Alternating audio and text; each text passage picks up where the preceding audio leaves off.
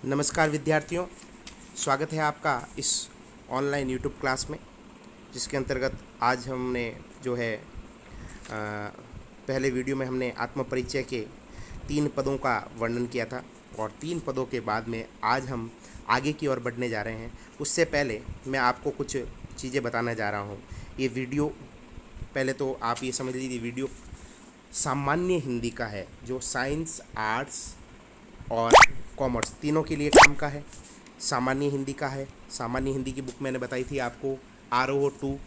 ठीक है जी, ये हिंदी साहित्य का वीडियो नहीं है, सामान्य हिंदी का है, इस ध्यान रखिएगा। ठीक है जी। अब मैं आपको जो है पद शुरू करने से पहले हमने चर्चा की थी हालावाद की। किसकी चर्चा की थी भाई? हालावाद की। ये हालावाद क्या होता है? हालावाद क्या होता है? हालावाद होता है स्वयं से प्रेम करना। मैंने आपको कल भी अगले नेक्स्ट उसमें बताया था, पिछले वीडियो में, स्वयं से प्रेम करना। स्वयं से प्रेम करना क्या है? हालावाद है। यानी जब व्यक्ति स्वयं से प्रेम करता है और उसके लिए, उसके हृदय में किसी के लिए भी ईर्ष्या की भावना नहीं रहती, ईर्ष्या या द्वेष की भावना नहीं रहती, ईर्ष्या या द्वेष की भावना नहीं रहती, तब व्यक्ति हालावादी हो जाता है। उसका दर्शन कैसा हो जाता है भाई? हालावादी हो जाता है। ना तो दूसरों के लिए ईर्ष्या और द्वेष भावना रहती है, स्वयं से वो प्रेम करता है। और जब वो स्वयं से प्रेम करता है तो संसार से भी क्या करता है भाई? प्रेम करता है। संसार से भी प्रेम करता है। तो वही दर्शन क्या कहलाता है? हालावाद कहलाता है। जैसे इसमें भी बताया गया, यहाँ पर कवि जो कह रहा है उससे मैं आपको परिचित करा देता हूँ कि एक बहाने, देखो इस लाइन को आप ध्यान से देखना, एक बहाने सारी दुनिया से इश्क हो जाएगा, तेरा मेरा के समस्त झगड़े काफूर हो जाएंगे। काफूर का मतलब यहाँ होता है, ये शब्दावली फारसी है। काफूर का मतलब होता है गायब हो जाना। काफूर का मतलब क्या हो जाता है? गायब हो जाना। यानी कवि यहाँ कह रहा है कि जब सारी दुनिया से इश्क हो जाएगा, संसार से व्यक्ति क्या करने लगेगा? इश्क करने लगेगा। क्या करने लगेगा? इश्क करने लगेगा। संसार से इश्क करने लगेगा, यानी किसी के लिए भी द्वेष भावना नहीं होगी, सभी के लिए प्रेम होगा। साथ ही तेरे मेरे के झगड़े, यानी ये तेरा है, ये मेरा है, तेरे मेरे के जो झगड़े हैं वो गायब हो जाएंगे। यानी हृदय में जो है लोभ नहीं रहेगा, माया का संचार नहीं होगा, लोभ नहीं रहेगा, लोभ नहीं रहेगा। तब व्यक्ति क्या बन जाएगा? हालावादी बन जाएगा। क्या बन जाएगा भाई? हालावादी बन जाएगा। और जब हालावादी बन जाएगा तो वो हालावादी दर्शन कहलाता है। तो बच्चन भी इसी दर्शन के जो थे, उन्होंने अपनी रचनाएं सब इसी दर्शन के अंतर्गत लिखी है, सारी रचनाएं।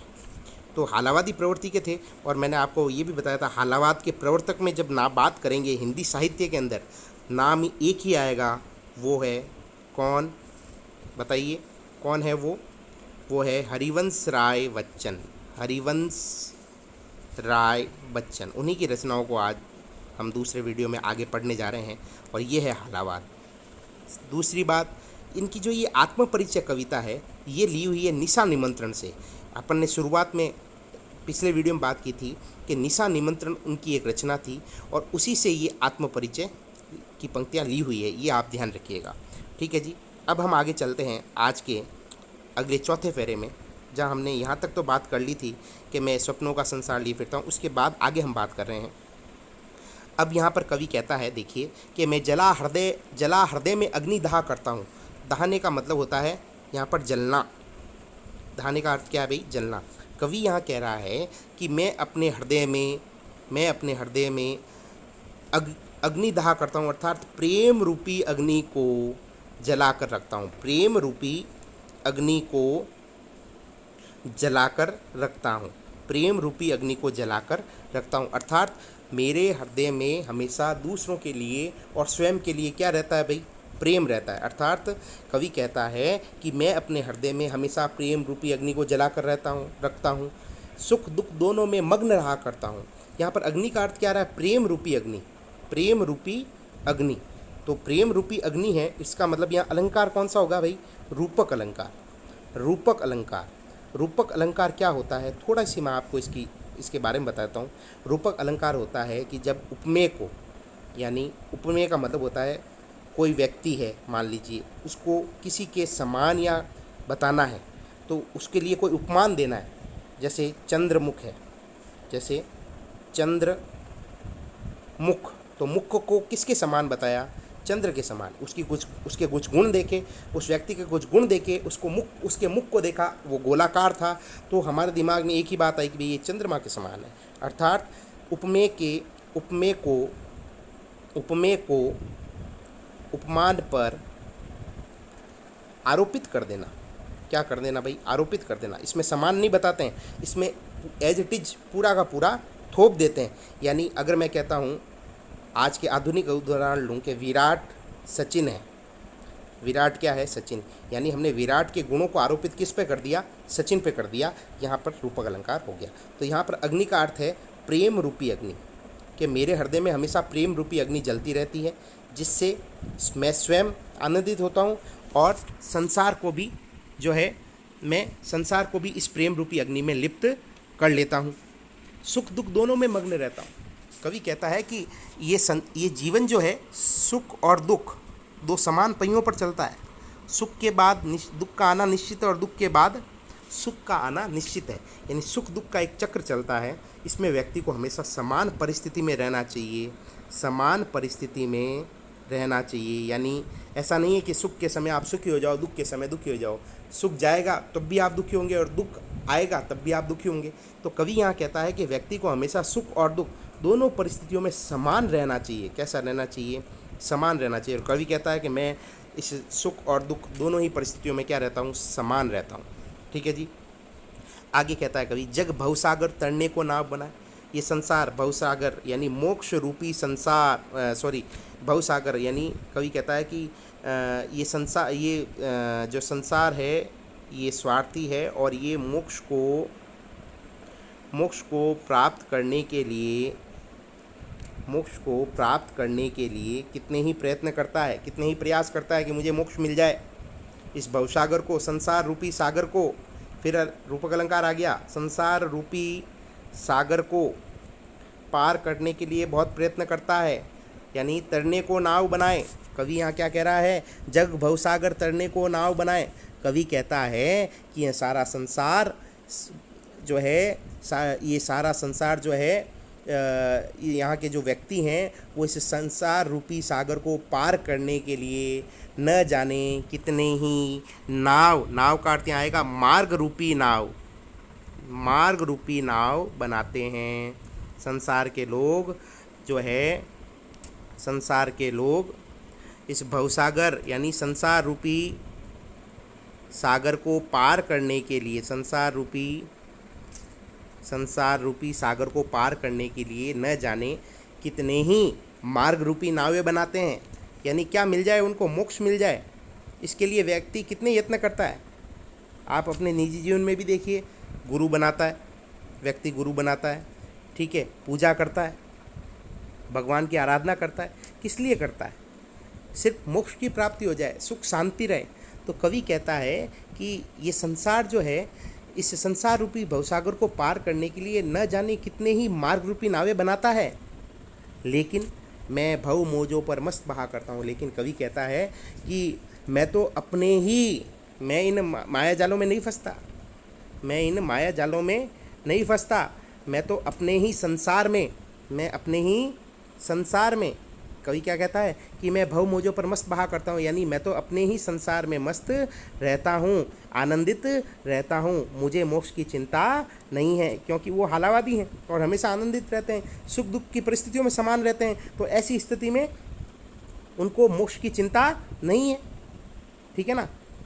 तो मोक्ष की चिंता नहीं है। तो कवि क्या कहता है कि मैं तो हर परिस्थिति में मस्त रहता हूँ और मैं मोक्ष की चिंता नहीं करता, मैं भव मोजों पर मस्त बहा करता हूँ। अर्थात कवि कहता है कि मैं इस माया जालों में नहीं फंसता हूँ और अपने आप को, स्वयं को प्रसन्नचित्त रखता हूँ। कैसा रखता हूँ? प्रसन्नचित्त रखता हूँ। यह आपका पहला पद है, समझ में आया होगा। आगे चलते हैं हम दूसरे पद में। मैं यौवन का उन्माद लिए फिरता हूँ। कवि यहाँ क्या कह रहा है? कवि कहता है कि मैं यौवन का उन्माद लिए, यौवन का मतलब यहाँ पर हो गया जवानी। यौवन का मतलब क्या है भाई? जवानी। कवि कहता है कि कवि यहाँ पर कह रहा है, हाँ, कवि कहता है मैं यौवन का उन्माद लिए फिरता हूँ। कवि कहता है कि मैं अपने जवानी के जब दिनों को याद करता हूँ कवि कहता है, यहाँ पर यौवन का अर्थ मैंने जवानी बताया आपको। कवि कहता है कि मैं जब अपने जवानी के दिनों को याद करता हूँ तो मुझ में एक अलग सी शक्ति या जोश उत्पन्न होता है, शक्ति या जोश उत्पन्न होता है। कवि कहता है कि मैं जब अपने यौवन का उन्माद लिए फिरता हूँ, कवि कहता है कि जब मैं अपने यौवन के यानी जवानी के दिनों को याद करता हूँ तो मेरे मन में एक जोश या शक्ति उत्पन्न होती है, ठीक है ना। उन्मादों में अवसाद लिए फिरता हूँ, अवसाद का मतलब यहाँ दुख है, अवसाद का मतलब क्या है, यहाँ पर दुख है, अवसाद का मतलब क्या है, दुख। कवि यहाँ कहता है कि जब मैं अपने जवानी के दिनों को याद करता हूँ तो उसके साथ ही मेरे अंदर एक जोश और शक्ति पैदा होती है, साथ ही उन्मादों में अवसाद लिए फिरता हूँ, साथ ही मुझे जो है कुछ दुख का भी अनुभव होता है। अर्थात मुझे अपने जवानी के दिनों को जब मैं याद करता हूँ, साथ ही मुझे अपने प्रियजन की याद भी आती है। किसकी याद आती है? प्रियजन की याद सताती है। प्रियजन की याद सताती है तो मैं क्या हो जाता हूँ भाई, थोड़ा दुखी हो जाता हूँ। जो मुझको बाहर हंसा रुलाती भीतर, जो मुझे बाहर से तो हंसाती है, अर्थात बाहर से तो खुश करती है, लेकिन अंदर ही अंदर मैं जलता रहता हूँ, अर्थात अंदर ही अंदर मैं रोता हूँ। अर्थात प्रियजन की जो याद है, प्रियजन की याद मुझे अंदर ही अंदर रुलाती रहती है। भीतर का मतलब अंदर ही, मन के अंदर रुलाती रहती है, ठीक है जी। फिर है, मैं हाय किसी की याद लिए फिरता हूँ, अर्थात मेरे दुखों में भी क्या है, मेरे प्रियजन की यादें हैं। अर्थात कवि कहता है कि जो मैं जब प्रियजन को याद करता हूँ तो ये मुझे बाहर से तो हंसाती है, यानी प्रियजन की याद आती है तो मैं बाहर से हंसता हूँ, लेकिन अंदर ही अंदर वो मुझे याद रुलाती है, ठीक है ना। मैं हाय किसी की याद लिए फिरता हूँ, अर्थात कवि कहता है कि मैं जब अपने प्रियजन को याद करता हूँ तब मैं जब अपने प्रियजन को याद करता हूँ तब मैं अंदर से दुखी हो जाता हूँ और उन यादों में दुखी हो जाता हूँ। कर यत्न मिटे सब सत्य किसी ने जाना। अब इसका आप ध्यान रखिएगा, ये पैरा जो है अंतिम पैरा आज का। कवि यहाँ पर सांसारिक मोह माया से नहीं बंधने का संदेश दे रहा है। व्यक्ति बंधा रहता है ना मोह माया से, रिश्ते से, नातों से, तो यहाँ वो भूलने का प्रयत्न करवा रहा है। और ये कवि ये भी कह रहा है कि मैं स्वयं भी इन रिश्ते नातों को, इन माया जालों को भूलने का प्रयत्न कर रहा हूँ। कर यत्न मिटे सब सत्य किसी ने जाना। सत्य का मतलब ईश्वर, सत्य का मतलब क्या है, ईश्वर। कि व्यक्ति इतने पूजा पाठ कर्म कांड करता है, प्रयास करता है मोक्ष को प्राप्त करने के लिए, फिर भी क्या सत्य कोई पहचान पाया है? इस संसार में ऐसा कोई व्यक्ति नहीं है जो सत्य को पहचानता हो। सत्य क्या है? अंतिम सत्य क्या है? मृत्यु है। तो इस मृत्यु से तो लोग हम दूर भाग रहे हैं, तो हम सत्य से तो दूर भाग रहे हैं, तो इसको कैसे जान पाएंगे? जब हम मृत्यु से डरते हैं, मृत्यु से हम दूर भागते हैं, जीवन से प्रेम करते हैं, रिश्तेदारों से प्रेम करते हैं, मोह माया से प्रेम करते हैं, तो ऐसी स्थिति में हम सत्य को नहीं जान पाएंगे। और जब हम सत्य को जान ही नहीं पाएंगे तब नादान वहीं हाय जहाँ पर दाना। कवि कहता है मूर्ख वहीं होते हैं जहाँ पर अधिक समझदार लोग होते हैं। इस लाइन को समझना। कवि कहता है कि मूर्ख व्यक्ति वहीं पर पाए जाते हैं, मूर्ख व्यक्ति भी वहीं पर पाए जाते हैं जहाँ पर अत्यधिक बुद्धिमान लोग होते हैं। अत्यधिक बुद्धिमान लोग होते हैं, वहीं पर क्या पाए जाते हैं? मूर्ख पाए जाते हैं। अगर बुद्धिमान नहीं होंगे तो मूर्ख को मूर्ख कौन बताएगा, है ना। तो जहाँ पर अत्यधिक बुद्धिमान लोग होते हैं वहीं पर मूर्ख लोग भी होते हैं, और वो बुद्धिमान लोग भी सत्य से अनभिज्ञ हैं। बुद्धिमान लोग भी सत्य से अनभिज्ञ हैं, तो मूर्खों को क्या सिखा पाएंगे? नादान वहीं हाय जहाँ पर दाना। कवि कहता है कि संसार में जो है मूर्ख भी वहीं होते हैं जहाँ अत्यधिक बुद्धिमान लोग होते हैं। फिर मूढ़ न क्या जग जो इस पर भी सीखे। कवि कहता है कि इतने प्रयत्न करने के बाद भी, सत्य जानने के बाद भी, कि अंतिम सत्य क्या है? मृत्यु। मोह माया नहीं है, मोह माया नहीं है। इतना सा सत्य जानने के बावजूद भी ये संसार मूर्ख बना बैठा है, ये संसार मूर्ख बना बैठा है। सत्य जानने के बावजूद भी, अत्यधिक बुद्धिमान लोग होने के बावजूद भी ये संसार क्या जो है क्या बन गया है, या यहाँ पर अपन कह सकते हैं कि फिर मूड न क्या, मूड का मतलब यहाँ मूर्ख से है। कवि यहाँ कहता है कि सत्य को जानने के बावजूद भी ये संसार मूर्ख बन बैठा है, यानी सत्य को जानने के बावजूद भी क्या है, मूर्ख बना बैठा है। सत्य को जानने के बावजूद भी इस पर वो सीख नहीं पा रहा। क्या नहीं सीख पा रहा? कि भाई मोह माया से प्रेम नहीं करना है, माया जालों से दूर रहना है। तो ये सत्य जानने के बावजूद भी वो नहीं सीख पा रहा। कवि कहता है मैं सीख रहा हूँ, सीखा ज्ञान बुलाना। कवि कहता है मैं इस सत्य को पहचान चुका हूँ और जो कुछ भी आज तक मैंने सीखा है उसको भुलाने का प्रयत्न कर रहा हूँ। जो कुछ भी मैंने अभी तक सीखा है उसको भुलाने का प्रयत्न कर रहा हूँ, जिससे कि मैं मूर्ख न कहलाऊँ। भुलाने का प्रयत्न क्यों कर रहा है? क्योंकि वो मूर्ख बनना नहीं चाहता, दूसरे व्यक्तियों की तरह मूर्ख बनना नहीं चाहता। मूर्ख वही है जो सत्य जानने के बावजूद भी मोह माया में पड़ा है, ठीक है, रिश्ते नातेदारों में पड़ा है।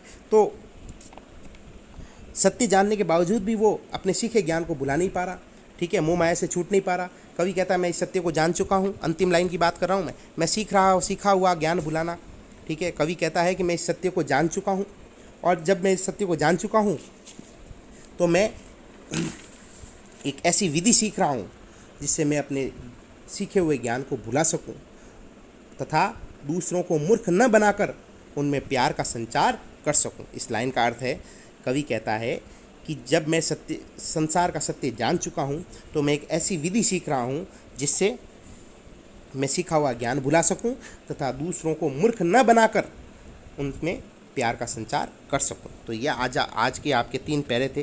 मैं एक बार वापस से इनको रिपीट कर देता हूं, आप ध्यान से इनको देखिएगा, सुनिएगा। पहला अपना जो पैरा था वो ये था कि मैं जला हृदय में अग्नि दहा करता हूँ। कवि कहता है कि मैं प्रेम रूपी अग्नि को अपने हृदय में हमेशा जला कर रखता हूँ। साथ ही सुख दुख यानी जीवन के सुख दुखों में हमेशा एक समान परिस्थिति में रहा करता हूँ। जग भवसागर तरने को ना बनाए, ये संसार के व्यक्ति बड़े ही स्वार्थी होते हैं, ठीक है जी। ये संसार रूपी सागर को पार करने के लिए, मोक्ष को प्राप्त करने के लिए न जाने कितने ही प्रयास करते हैं, प्रयत्न करते हैं और कितने ही मार्ग रूपी नावें बनाते हैं, लेकिन फिर भी उनको मोक्ष की प्राप्ति नहीं होती, ठीक है जी। मैं भवमोजों पर मस्त बहा करता हूँ। कवि कहता है कि मुझे मोक्ष की चिंता नहीं है, ठीक है ना, और मैं भवमोजों पर मस्त बहा करता हूँ। अर्थात कवि कहता है मैं हर परिस्थिति में आनंदित रहता हूँ, मुझे जो है मोक्ष की चिंता नहीं है। अगला, मैं यौवन का उन्माद लिए फिरता हूँ। कवि कहता है कि मैं जब अपने जवानी के दिनों को याद करता हूँ तो मेरे अंदर एक शक्ति, एक जोश भर जाता है, ठीक है। उन्मादों में अवसाद लिए फिरता हूँ। साथ ही साथ मुझे अपने प्रियतम की याद भी सताती है, जो मुझको बाहर हंसा रुलाती भीतर, जो मुझे बाहर से तो हंसाती है लेकिन अंदर ही अंदर रुलाती भी है। मैं हाय किसी की याद लिए फिरता हूँ। कवि कहता है कि मैं अपने यौवन में उन प्रिय की यादों को स्मरण करता हूँ, याद करता हूँ। फिर है, कर यत्न मिटे सब सत्य किसी ने जाना। कवि कहता है कि संसार जो है बड़ा ही स्वार्थी है। ये संसार जो है, इस संसार का अंतिम सत्य क्या है? मृत्यु। और ये संसार जानता है इस सत्य को, लेकिन फिर भी इससे दूर भाग रहा है। कवि कहता है कि व्यक्ति मोक्ष को प्राप्त करने के लिए कितने ही प्रयत्न करता है, फिर भी उसको मोक्ष की प्राप्ति नहीं होती। यानी सत्य को जानकर भी वो अनभिज्ञ बना बैठा है, ठीक है। नादान वही हाय पर जहाँ पर दाना। कवि कहता है मूर्ख व्यक्ति वही होते हैं जहाँ पर अत्यधिक बुद्धिमान लोग होते हैं। फिर मूड न क्या जग जो इस पर भी सीखे। कवि कहता है कि सत्य को जानने के बावजूद भी ये संसार क्या बनकर बैठा है? मूड यानी मूर्ख बनकर बैठा है। क्या बनकर बैठा है भाई? मूर्ख बनकर बैठा है, ठीक है जी। मूर्ख बनकर बैठा है, जो इतना सत्य का ज्ञान होने के बावजूद भी क्या बनकर बैठा है? वो मूर्ख बनकर बैठा है। कवि कहता है मैं सीखा ज्ञान बुलाना। कवि कहता है मैं मूर्ख नहीं बनना चाहता, मैं एक ऐसी विधि सीख रहा हूँ जिससे मैं अपना सीखा हुआ ज्ञान भुला सकूँ तथा दूसरों को मूर्ख न बनाकर उनमें प्रेम का संचार कर सकूँ। तो ये था भाई आपके आज का 3 पैरे अगले, और हमने जो है यहाँ तक कर लिया है।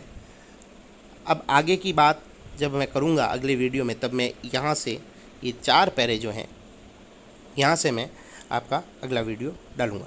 तो इन वीडियो को आपको बार बार देखना है, समझना है, प्रश्न यहाँ से बनते हैं, कई बार बने हैं, आगे भी बनेंगे। आपको ध्यान से इन वीडियो को देखना है, ठीक है। मैं एक ऐसा माध्यम आपके लिए लेके आया हूँ कि पुस्तक न होते हुए भी आप ये नहीं कह सकते कि सर हमारे पास पुस्तकें नहीं हैं, क्योंकि ये बिल्कुल आपके लिए एक अच्छी तरीके से मैंने एक उपाय खोजा है कि इस तरह से वीडियो मैं आपके बनाकर आपके सामने लाऊं।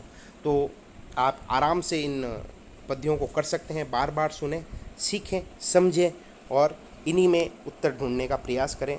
हर लाइन से प्रश्न बनने के चांस ज़्यादा हैं, ठीक है जी। और मिलते हैं अगले वीडियो में, तब तक के लिए धन्यवाद। देखते रहिएगा रेगुलर वीडियो। धन्यवाद। जय हिंद, वंदे मातरम।